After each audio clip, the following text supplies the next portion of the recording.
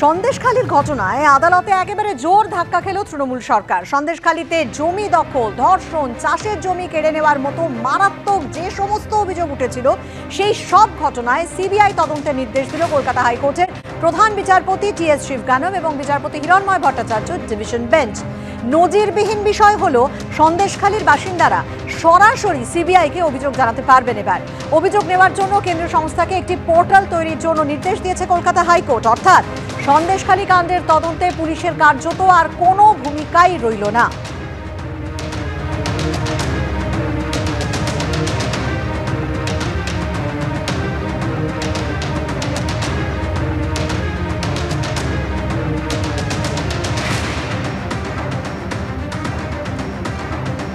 সন্দেশখালী কাণ্ডের সমস্ত মামলার তদন্তভার এখন সিবিআই এর হাতে। কলকাতা হাইকোর্টের নির্দেশের পরে তৎপর কেন্দ্রীয় এজেন্সি। সিবিআই সূত্রে যেটা জানা যাচ্ছে যে দিল্লির সদর দফতরে পাঠানো হয়েছে আদালতের নির্দেশনামা। কলকাতা জোনের দুর্নীতি দমন শাখা এবং স্পেশাল ক্রাইম ব্রাঞ্চে কতজন বাঙালি অফিসার রয়েছে জানতে চাওয়া হয়েছে দিল্লির তরফে। অফিসারদের পদমর্যাদাও জানতে চেয়েছে সিবিআই এর দিল্লি অফিস, এমনটাই সূত্র মারফত জানা যাচ্ছে। সন্দেশখালীতে ক্যাম্প তৈরি করা হবে নাকি নিজাম প্যালেস থেকেই অপারেশন চলবে তা নিয়ে এখনো সিদ্ধান্ত নেয়নি সিবিআই। আর এ নিয়ে সিদ্ধান্ত নিতে কলকাতার অফিসারদের কাছে পরামর্শ চাওয়া হয়েছে বলেও জানা যাচ্ছে।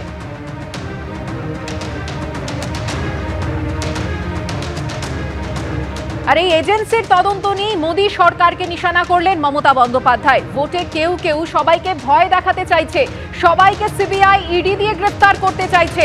এর থেকে ভালো আপনারা একটা জেল তৈরি করুন, সবাই চলে যাবে। একটা চকলেট বোমা ফাটলেও এনআইএ পাঠিয়ে দিচ্ছে। আমরা রয়্যাল বেঙ্গল টাইগারের মতো লড়াই করি।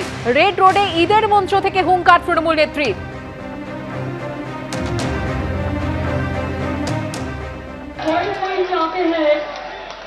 जैसा ही चुनाव में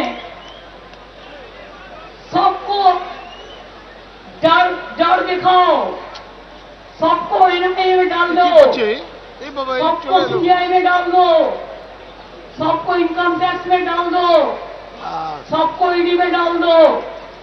हम बोला इससे आधा तो अच्छा है आप एक जेल खाना बना दो, सब लोग चला जाएगा। लेकिन हिंदुस्तान में 130 करोड़ का 130 करोड़ का देश है, अब सबको जेल में डाल सकता है। हम लोग रॉयल बेंगल टाइगर का तरह लड़ते हैं। एक चॉकलेट बम भी बंद फटते हैं, एनआईए को भेज देता है, सबको अरेस्ट कर लो। सबको अरेस्ट करते करते तुम्हारा देश ही सुन्ना हो जाएगा। सामने लोकसभा निर्वाचन, আমরা চাই মুখ্যমন্ত্রী নতুন কিছু বলুন। আমরা চাই আগামী দিনে কেন্দ্রে যে সরকারটা তৈরি হচ্ছে সেই সরকারের রূপরেখা, সরকারের কর্মসূচি, সরকারের গতিমুখ, সরকারের নেতৃত্ব, সরকারের গঠনতন্ত্র, সরকারের ন্যূনতম কর্মসূচি মুখ্যমন্ত্রী বলুন। কিন্তু দুর্ভাগ্যজনকভাবে মুখ্যমন্ত্রী এ সম্পর্কে কোনো শব্দ উচ্চারণ করছেন না। আরো বড় দুর্ভাগ্যের যেটা একটা ধর্মীয় অনুষ্ঠানে গিয়ে তাদের ধর্মীয় ভাবাবেগকে কার্যত আহত করে দিলেন মুখ্যমন্ত্রী। সংখ্যালঘুদের সংখ্যালঘু বানিয়ে রেখে দিলেন। সংখ্যালঘুরা যে ভোটার সেটা চিহ্নিত করে দিলেন।